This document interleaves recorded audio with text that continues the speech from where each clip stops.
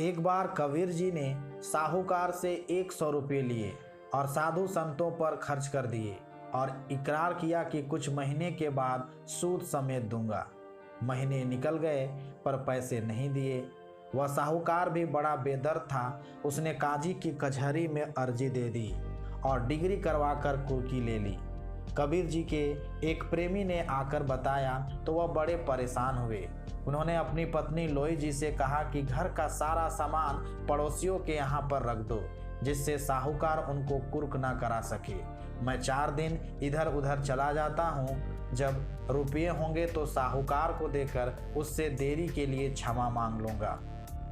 लोई जी ने कहा, स्वामी, मुझे निश्चय है कि राम जी अपने भक्त की कभी कुर्की नहीं होने देंगे। आपको कहीं पर भी जाने की ज़रूरत नहीं है। कबीर जी ने अपनी पत्नी का निश्चय देखा, फिर भी कहा, लोई, फिर भी मुझे कुछ दिन कहीं पर बिताने चाहिए। लोई ने कहा, स्वामी जी, इसकी कोई ज़रूरत नहीं है। इस काम को राम जी अपने आप ही संवारेंगे। कबीर जी मुस्कुराकर बोले, प्यारी लोई, यही तो तेरा गुरु रूप है। लोई जी ने कहा, स्वामी जी, गुरु बोलकर मेरे सिर पर भार ना चढ़ाओ। कबीर ने कहा, लोई जी, इसमें भला सिर पर भार चढ़ाने वाली कौन सी बात है। जो उपदेश दे उसको गुरु मानना ही पड़ेगा।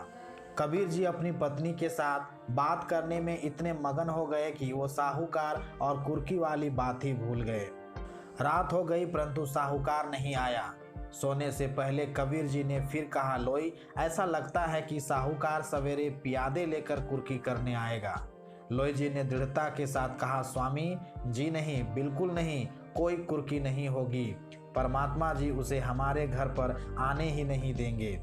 कबीर जी ने कहा, लोई, तूने मेरे राम जी से कुछ ज़्यादा ही काम लेना शुरू कर दिया है।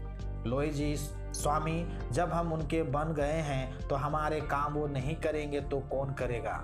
तभी अचानक किसी ने दरवाज़ा खटखटाया।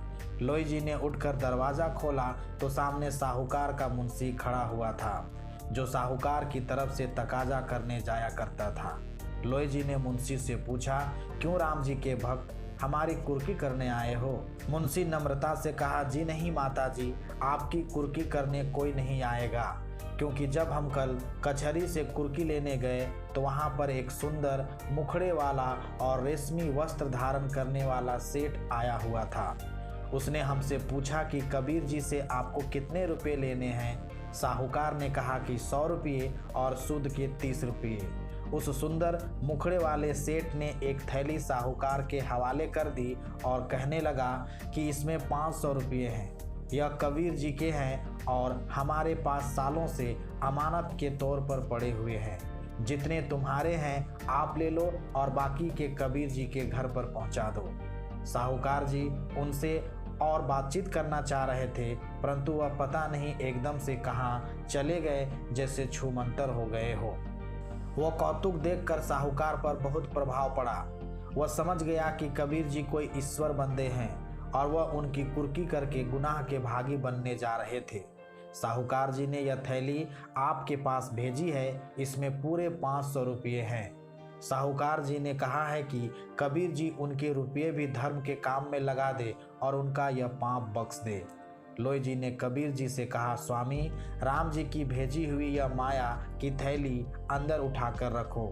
कबीर जी मुस्कुराकर बोले कि लोई जी, इस बार राम जी तेरे निश्चय अनुसार कार्य किए हैं, इसलिए थैली तुझे ही उठानी पड़ेगी। लोई जी, नहीं स्वामी, राम जी हमारे दोनों के साझे हैं, इसलिए आओ मिलकर उठाएं।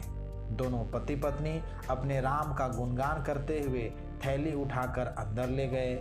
बस उसी दिन कबीर जी के घर पर एक बहुत बड़ा भंडारा हुआ, जिसमें वह सारी रकम खर्च कर दी गई। धन्यवाद।